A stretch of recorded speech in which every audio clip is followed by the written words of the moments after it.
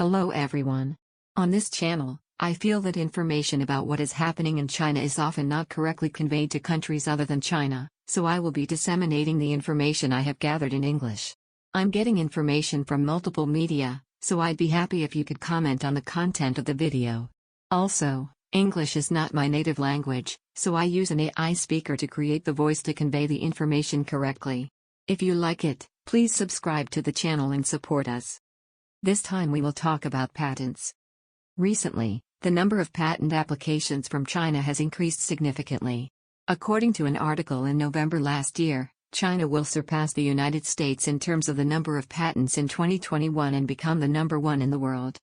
Information like this has been reported before, but in the world of patents, quality is more important than quantity. The reason China has so many patents is because it gives them benefits within China, but whether it's useful is another matter. China's patents are inflated because there are many low-quality patents. It is wrong to simply look at the number of patents and have the image that China's patents have surpassed those of the United States and Japan. But don't forget China. Let's take a look at the areas in which many Chinese patents have been filed. I will tell you based on the information published in Japanese by the Chinese media. However, this article is intended to show foreign countries the impression that China is amazing. According to data from the European Patent Office, the number of patent applications filed from China in 2022 is a record high.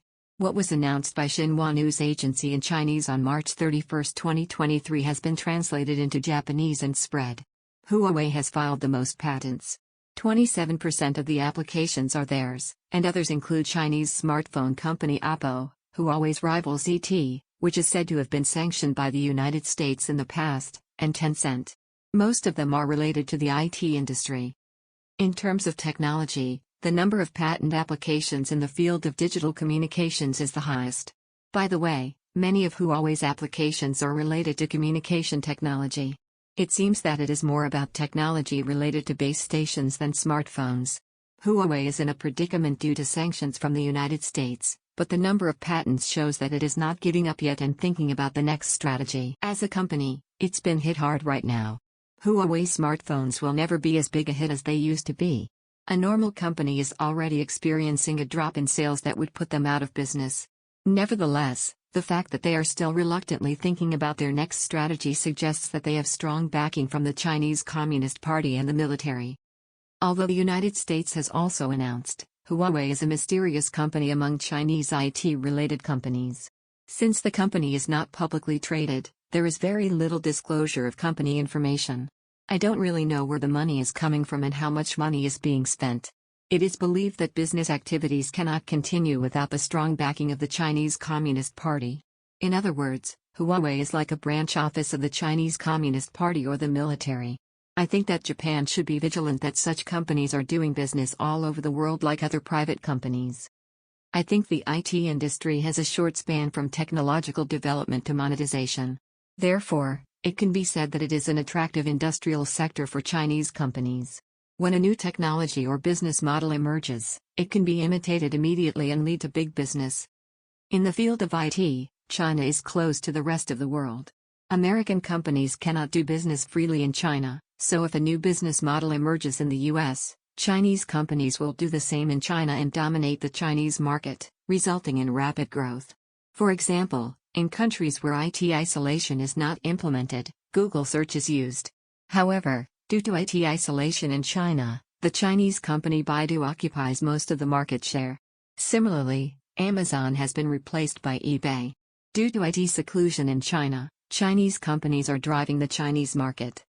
In the IT industry, it's relatively easy to see other companies succeed and offer similar services. Therefore, competition is fierce, and it is important for companies to quickly establish a monopoly in the market. Chinese companies can grow rapidly, at least in the Chinese market, because they have the advantage of keeping foreign companies out. On the other hand, there are areas where research and development is very time-consuming and expensive. Chinese companies are weak in these areas. For example, if a 10-year plan is to develop a drug, it is difficult for Chinese companies to invest in a long-term strategy because they do not know what the situation in China will be like in 10 years. The social instability in China makes it impossible to have a long-term outlook, and the Chinese themselves understand this best. For this reason, Fields that require a long-term outlook are led by the state, but in the case of state initiative, what the state can do is provide funding. In the case of state-led development, people like fraudsters have entered and embezzled state funds, which is also happening in the field of semiconductor development. It is widely known that research and development of semiconductors requires enormous funds. Another area that requires a lot of time and money is drug development. I bring this up because it's a very important area. People working in research fields in Japan seem to think that many Chinese students and researchers are highly capable. It is natural that only excellent people can come to American research institutes or Japanese research institutes. In China, where competition is fierce, the best researchers come, so even from the perspective of excellent researchers, Chinese researchers seem to be superior. China has a lot of good talent, is funded by the communist government, and seems to have a lot of patents. There are quite a few active researchers who believe that China will overtake Japan in the field of research and development in the future. So, what is going on in China's pharmaceutical industry? Basically, it is manufactured under license from foreign companies or under the purchase of foreign patents. In addition, there are products called generic drugs. These have become the main business of China's pharmaceutical industry. China's first original medicines are very few, except for some fields such as traditional Chinese medicine. It raises questions about why Chinese pharmaceutical companies do not have a global presence, even though China has the human resources, funds, and many patents. The reason for this is that, as I mentioned earlier, drug development requires enormous amounts of time and money. It takes more than 10 years from the start of research and development until the actual results are obtained. We don't know what will happen to China's social and political environment during that time, and it's hard to say that the position of a researcher will be stable for the next 10 years. For this reason, some companies adopt a management policy that believes that it is more profitable to purchase a license for a drug developed by a foreign company whose effectiveness has already been proven and to produce it, rather than investing in a field in which it is not clear whether or not it will produce results. There are many. As a result, human resources and funds are underutilized. And if you're after making money, there are other avenues. For example, in China, the business model of the Harbin pharmaceutical method is famous. This is a form in which Harbin Pharmaceutical, a giant pharmaceutical manufacturer, has a group company. Under the umbrella of Harbin Pharmaceutical, there was a pharmaceutical company called Acid Pharmaceutical. At that time, the head of Acid Pharmaceutical invested 10 million yuan in advertising to improve the company's performance. As a result, the sales of Acid Pharmaceuticals increased to over 100 million yuan. The general public does not have the ability to analyze the effects of medicines professionally, so they tend to buy products that are highly advertised. As a result, Harbin Pharmaceutical Group's drugs have become very popular.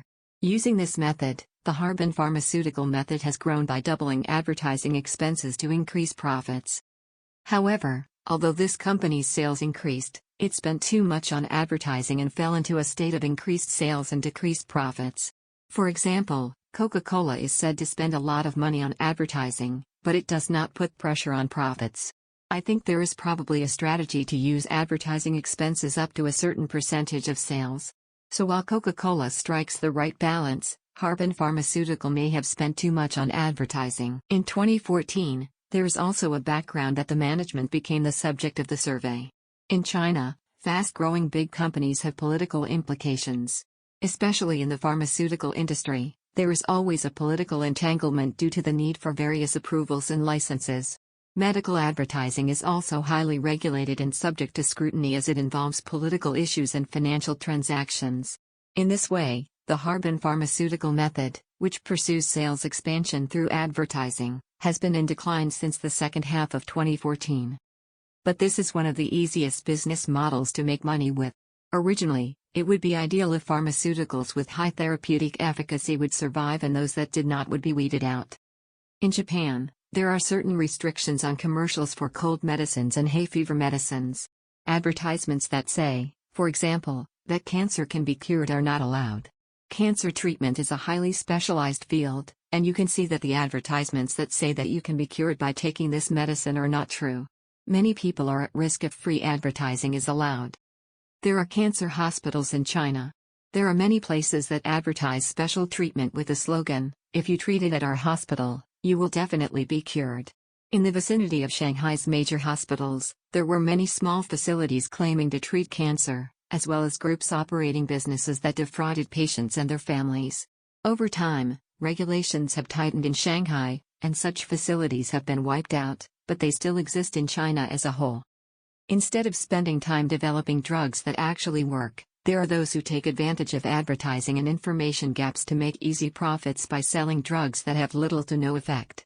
As a result, there is a situation in which companies that steadily continue research and development do not grow. However, there are technologies in the medical world that are known to be effective as an important point of the pharmaceutical industry, but are sealed for ethical reasons. The point is that it is possible in practice, just that this should not be done for ethical reasons. In other words, there is no need to conduct research and development from scratch, and there are technologies that can be realized if you have money. I think China has the potential to monetize it. Genetic modification of the child is one possibility. Earlier, information circulated that a child was born in China who was not infected with HIV. It's technically possible. However, the trend in the world is that it is ethically unacceptable to modify human genes. Furthermore, its safety has not yet been confirmed.